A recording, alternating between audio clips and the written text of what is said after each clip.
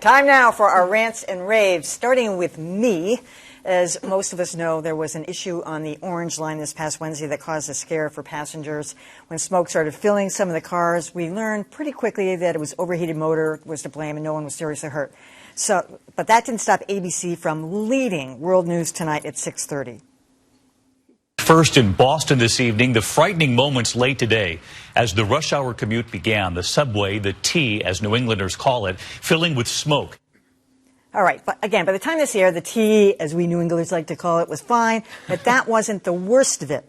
In addition to the breathless reporting with the cell phone and everything, they had a reporter on location, too, who made this observation.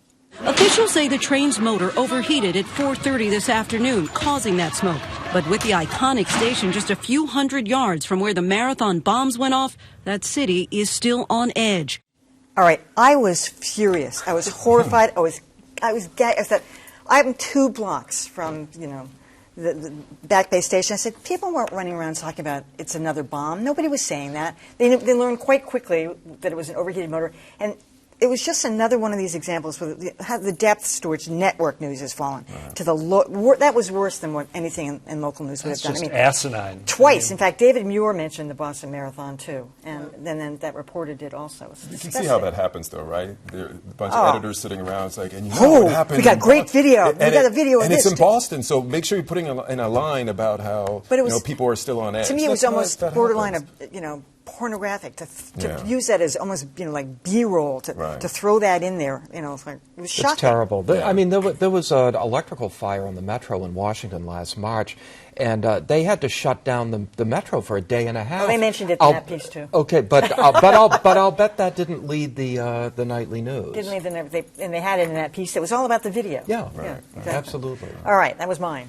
Dan. Okay, I have a rant for AT&T, which this week unveiled a deal to acquire Time Warner for $85 billion, which would give one of our largest wireless companies control of an enormous amount of content, including HBO, CNN, TBS, and some others.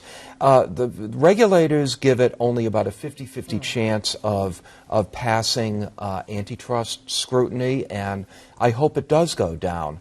There was a time when having content and distribution in the same company was completely illegal. I mean, Hiawatha Bray mentioned it this week that you couldn't, that a movie theater couldn't own. Movie studios couldn't own movie theaters. I'm sorry. That principle has been out the window. Comcast owns NBC. They're saying that if AT&T gets away with this, Disney's going to play for Netflix. Enough. Let's, these companies are big enough as it is. Yeah, but all those FCC rules and all that stuff all went by the wayside, which is why this started happening. Remember when the Herald Traveler was sold back in the 70s, I guess, because you couldn't own a TV station and a newspaper. Well, you still can't. Yeah. You still can't. Yeah. That's one rule they still haven't gotten rid of. Well, Rupert Murdoch has successfully gotten around that because it's cable. Right, exactly. Yeah. Cable is unregulated. All right, who's next? Shirley. I have can I say R.I.P. Rest in peace for Vine.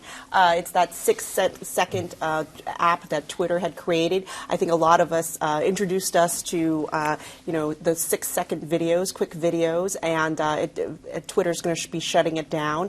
And I remember everybody was using it, and then everybody wasn't. I never even found it. Yeah. Well, I stopped using it when I didn't reset my password. Oh. But anyways, if you think about it, it was the GIF before GIF. Yeah. Everybody loves video now, and I think it did a lot to kind of pave the way to get people into sharing quick, funny videos. But it's been overtaken now by Facebook Live and Periscope. It was also big with Ferguson coverage, so it was a lot of light stuff, but not totally. That was about all they had in Ferguson, but now there are better tools. Even Instagram has a video feature. Right. Mm-hmm. Yeah. Well, they were first. You have to give them a little credit. Right. All right, Dan.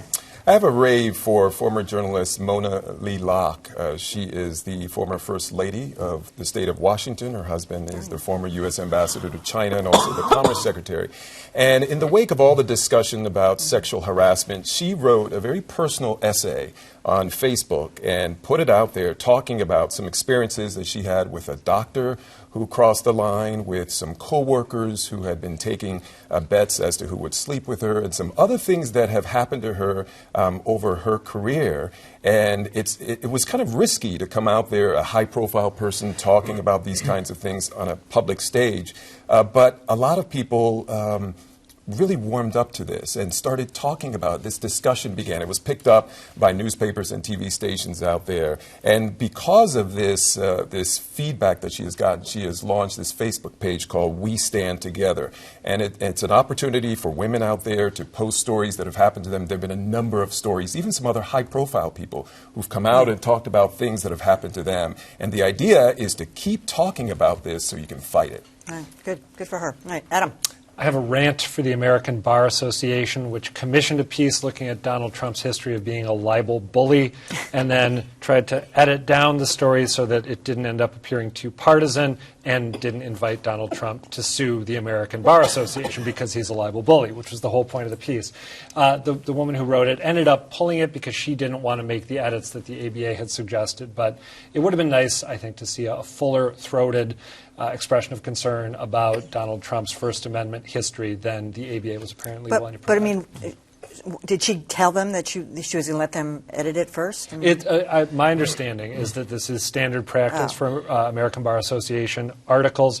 Some of the edits I understood. They were broken down by Eric Wemple at the Washington Post. Some of them, some of the language she'd used was a little gratuitously partisan, but some of it was just stating factually that Trump has antipathy to the First Amendment, and they weren't comfortable going there.